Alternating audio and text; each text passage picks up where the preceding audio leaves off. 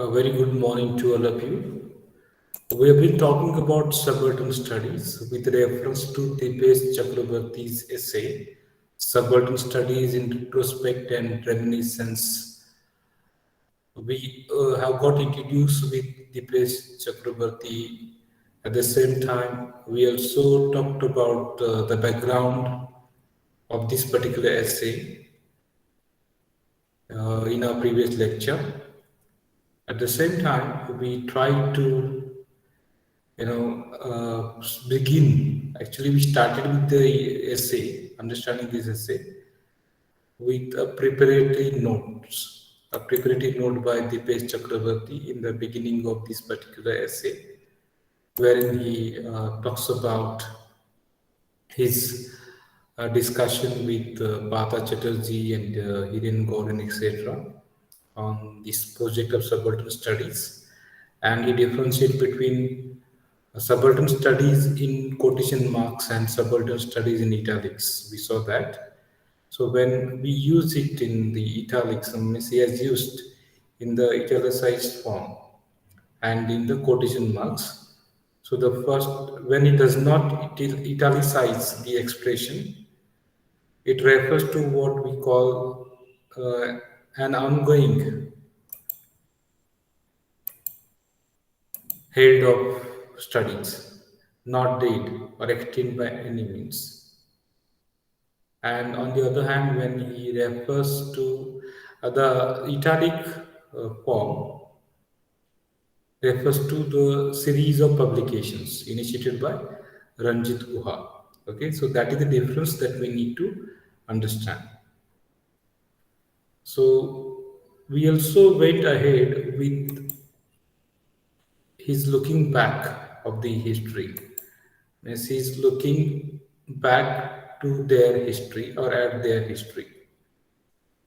So what he says through this particular looking back at their history, which is a kind of retrospective and personal view of subaltern studies.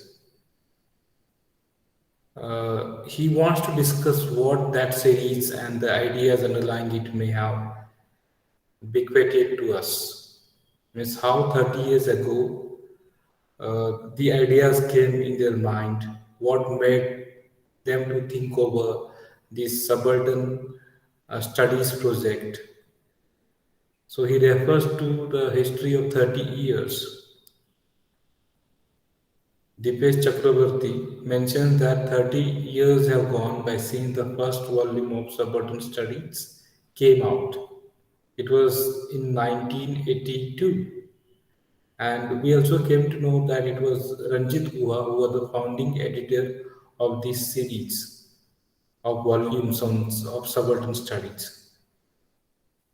And then we understood that Ranjit Guha took the position in the South Asian History section in the Research School of Pacific and Asian Studies at the Australian National University in the in 1980 on the invitation by Anthony Lowe, who was the then Vice Chancellor of the university, and on his way from Sussex to Canberra. Canberra is the place where Australian National University is situated, ANU is situated.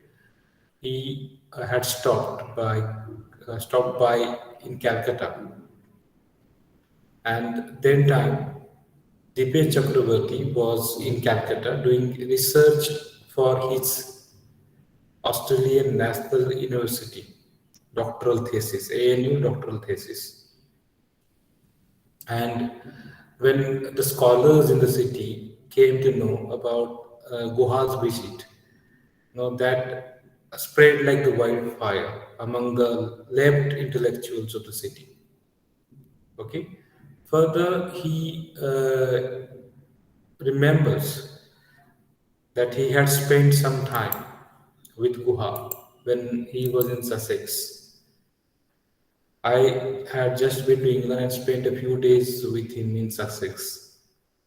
And during their meeting, Dipesh Chakraborty discussed the project of subaltern studies with Ranjit Guha, and in this discussion, even means David Hardiman, David Arnold, who were the students of both Anthony Lowe and Ranjit Guha.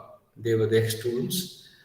Further, Shahid Amin, Gyan Pandey from Oxford, who were the acquaintances, Guha's acquaintances. They had met Guha during the year he spent in Delhi. So all these people were involved. Means David Hardiman, David Arnold, then Shahid Amin and Gyan Pandey were involved in the suburban studies project. And further, we came to know that Dipesh Chakraborty had carried the exciting news of subaltern studies to friends in Calcutta. He had communicated the same to Partha Chatterjee and Gautam Bhadra, and both of these scholars spent,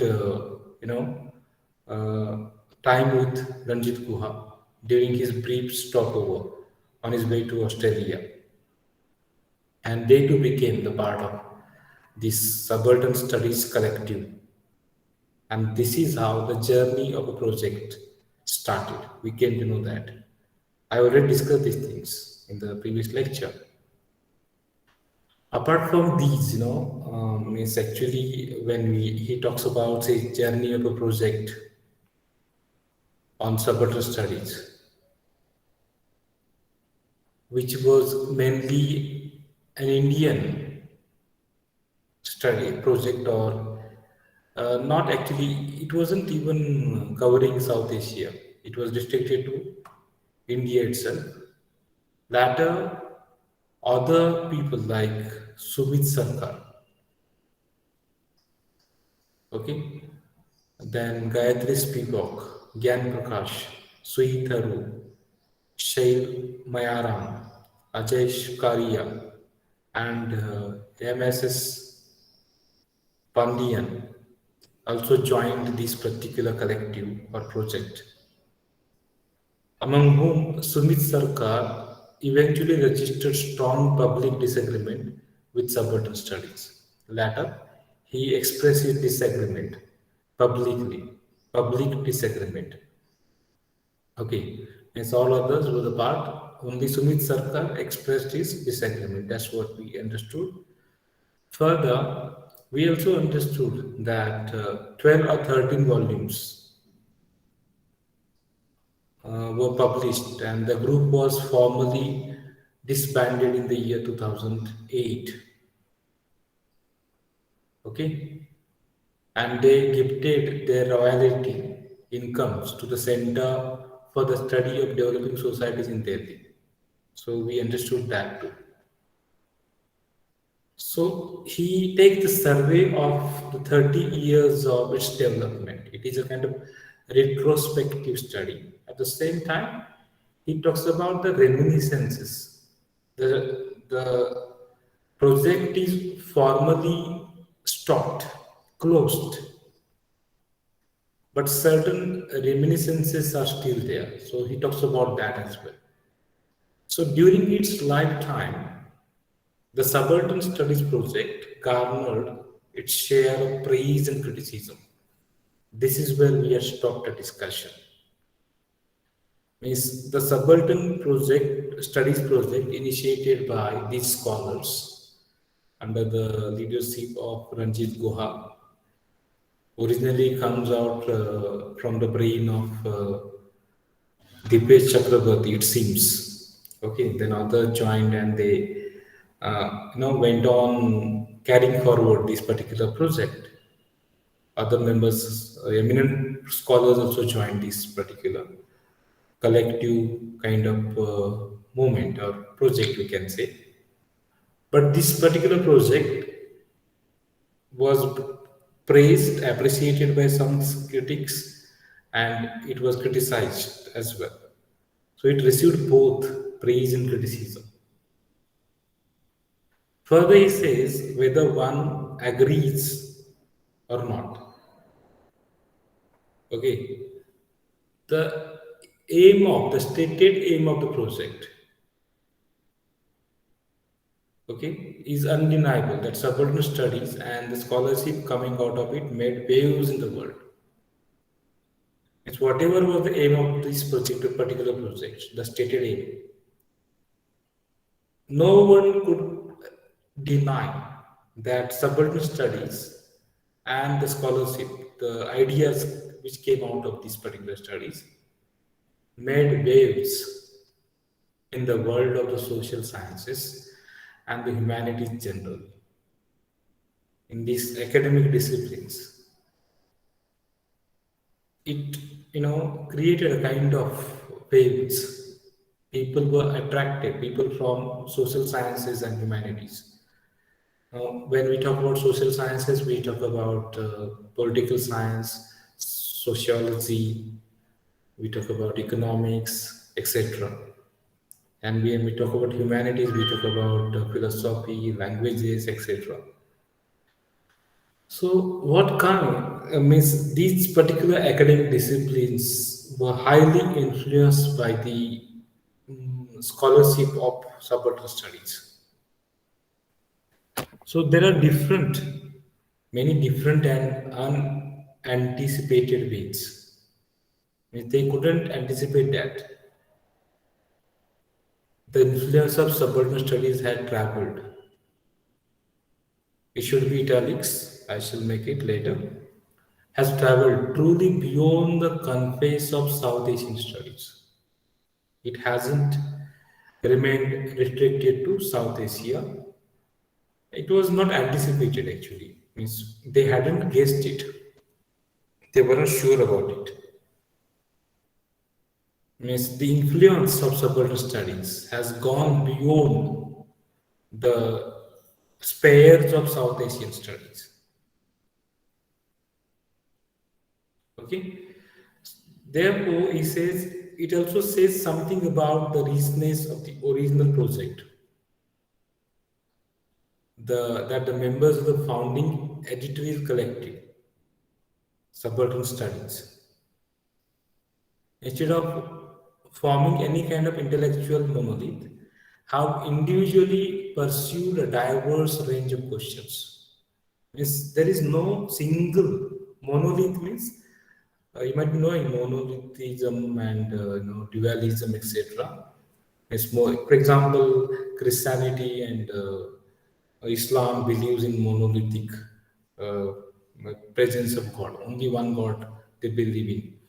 Whereas Hinduism believes in number of gods. Okay, so in the same manner here, this particular project and the scholars associated with had diverse range of questions. There was not a single question as such. It was not a monolith. It was not an intellectual monolith. Means a single idea didn't dominate it. There were diverse range of questions that connect back to where they started from and evolved over different futures. Okay, so these ideas, these questions connect back to the beginning point, we can say. At the same time, they even have some connection with its future.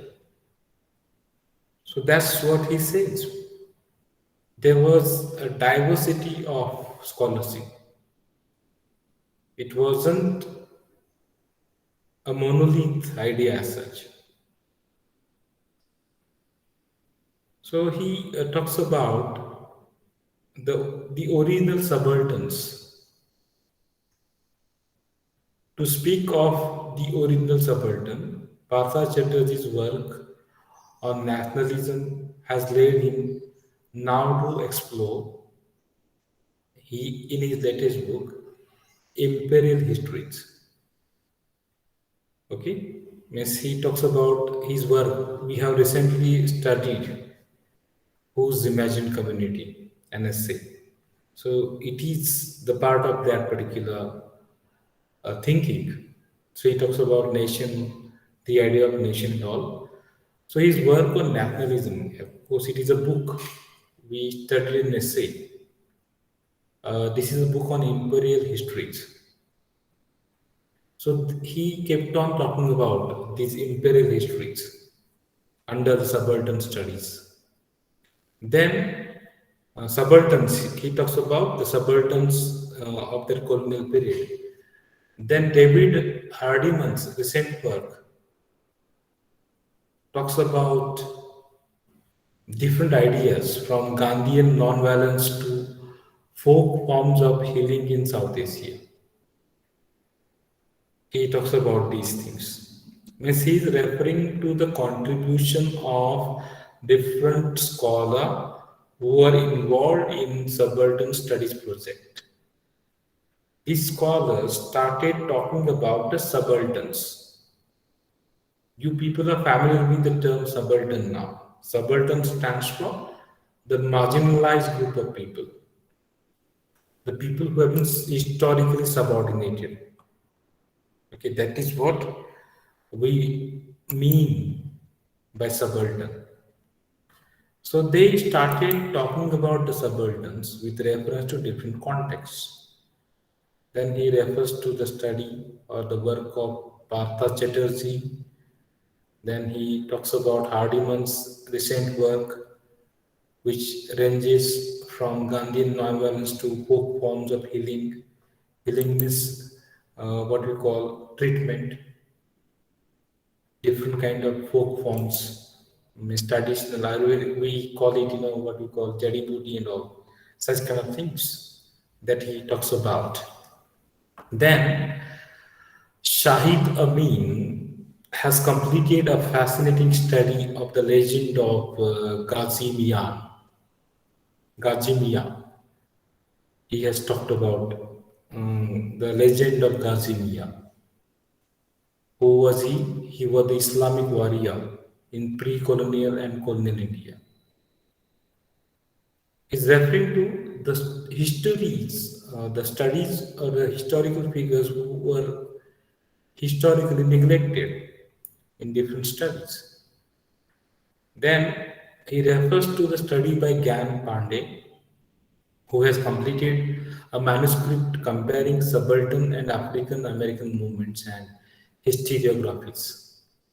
In Gyan Pandey's work, we have a comparative perception of the subaltern, whatever is being talked about here. When we talk about subaltern, we talk about women, we talk about the underprivileged communities, Dalit communities, the pigeon class, the farmers, okay, and they refer to the history of all these marginalized spheres. Well, Gyan Pandey, in his manuscript, compares subaltern in Indian context or South Asian context with African American movements and even historiographies. You might be knowing what happened in the US under the leadership of Martin Luther King the Jr. Okay, he started the movement for the rights of the black or African American people in the USA. So he refers to that. So it can be equated with subaltern can be equated with these African American movements and historiographies. So that's what he says. Gyan Pandey has made a comparative study of these historiographies, these movements. Okay.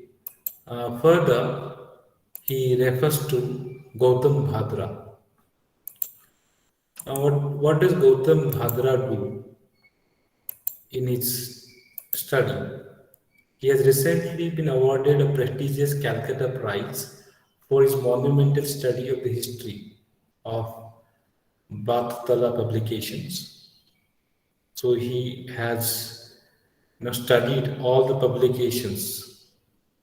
Bhattala is the name of the publication, and he has studied the history of these publications.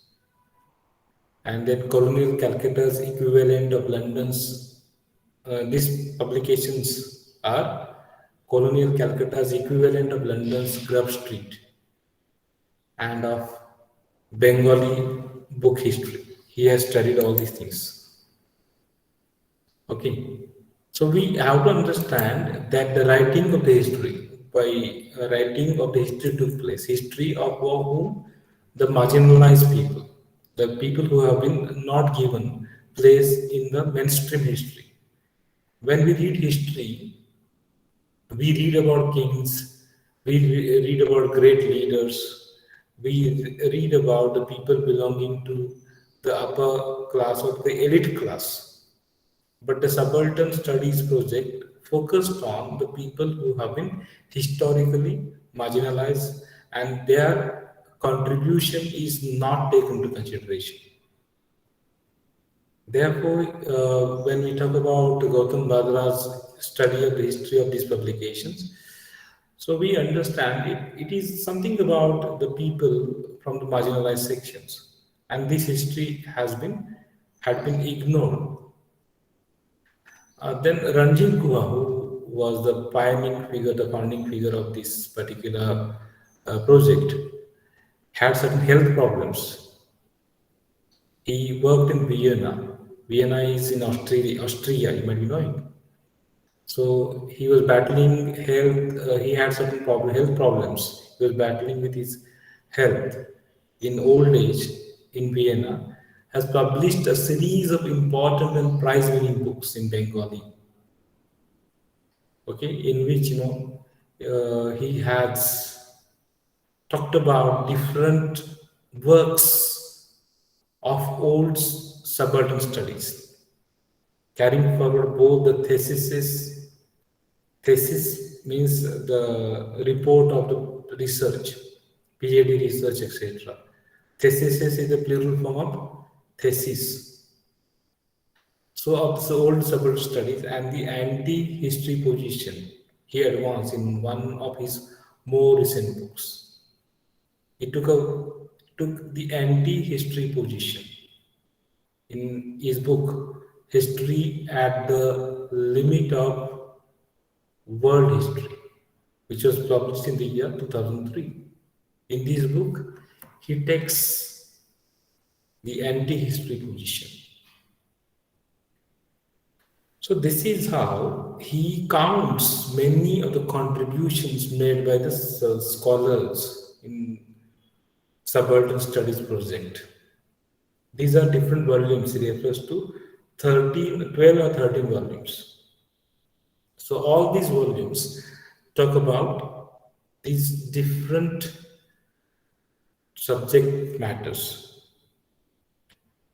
So this is how he explores the journey of subaltern studies. Further, he says that one way to mark the passage of time is to historicize. Historiography means writing of history. To historicize means to make the history, and many today will claim that subaltern studies was an expression of its own times. What is subaltern studies? It is a recognition of the changed historical circumstances of the present. Okay, and it will form an element of the conversation. Okay, means we talk only about the mainstream history, about the history of the elite subjects. So with time, with passing time, this will also be told. These people these people would be in their old age, and whatever work they have done, that will become the part of the history. That's what he thinks. But the passage of time demands us, he says, both personally and intellectually, how important being young to the original subaltern studies project. As the time has passed, they have realized personally and intellectually the limitations. So they aspire that they would have been young. for making contribution to subaltern studies project. Therefore, he says being young at a very historical, a particular historical conjuncture in the late 1960s and early 70s, there were student movements breaking out all over the world. You might be knowing. So many of the historical changes took place because of the student movements in different parts of the world. So he refers to these student movements in different parts of the world during the 1960s and 70s. When you talk about the resistance to the emergency during Indira Gandhi's regime, started from a student movement itself. And Jay Prakash Narayan addressed the group of students. So the student movements then breaking out all over, they were breaking out all over the world, and that these movements brought into a global Maoism. You might be knowing Mao was a Chinese leader, and the influence of Maoism could be felt all over the world. So, as I mentioned earlier, Mao was the Chinese leader who practiced communist doctrines in China. Now, whatever China we see today, is based on Mao's ideology.